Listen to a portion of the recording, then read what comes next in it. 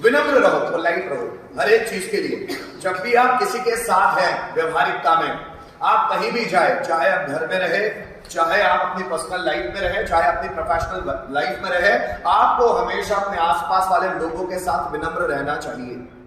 क्योंकि बड़ा आदमी कभी भी उसकी गाड़ी, बंगले या उसकी शान शौकत से बड़ा नहीं होता, बड़ा आदमी उसके व्यवहार से बड़ा होता है। और जिस व्यक्ति का व्यवहार अच्छा है, देखना कभी कभी मुझसे लोग पूछते भी हैं ना, तो इस बारे में मेरा एक सटीक आंसर होता है। इंसान बड़ा या छोटा उसके स्टेटस से नहीं होता, इंसान बड़ा या छोटा उसके व्यवहार से होता है। अगर आपके साथ कोई व्यक्ति बैठ जाए और वो अपने आप को बड़ा महसूस करने लग जाए, तो वो आप बड़े हो।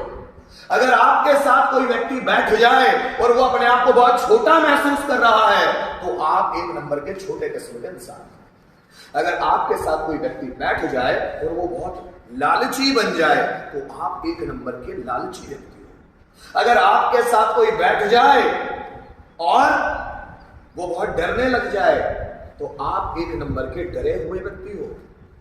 आपके साथ कोई बैठ जाए और उसमें बहादुरी आ जाए, तो आप बहादुर हो। आपके आसपास के लोग वैसे ही होते हैं जैसे आप होते हैं। इसलिए कहा जाता है कि व्यवहार सबसे ज्यादा अच्छा रखो, क्योंकि आप व्यवहार में वही आचरण कर पाएंगे जो आप खुद हैं। आप लोगों के साथ वैसा ही ट्रीट करते हो जैसे आप हो।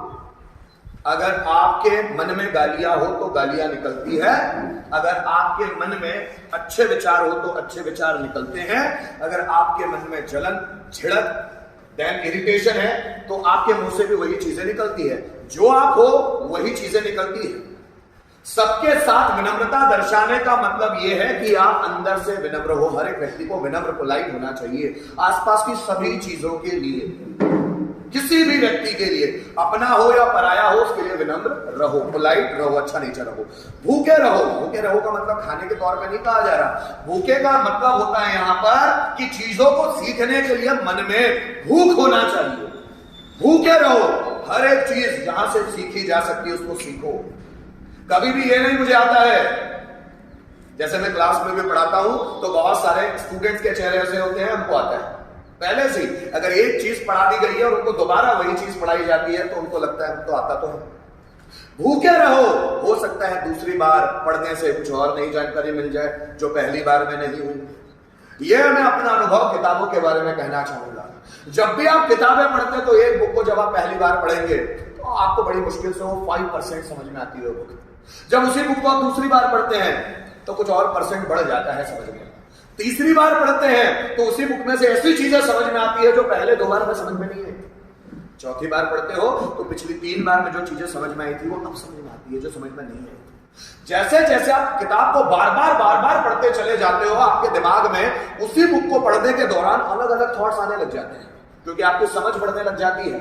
कहते हैं कि जब व्यक्ति भगवत गीता पढ़ता है पहली बार तो उसको समझ ही नहीं आती, दूसरी बार पढ़ता है तो बड़ी मुश्किल से 1-2% समझ में आता है, तीसरी बार पढ़ता है तो बड़ी मुश्किल से 10% के आसपास पहुंचता है।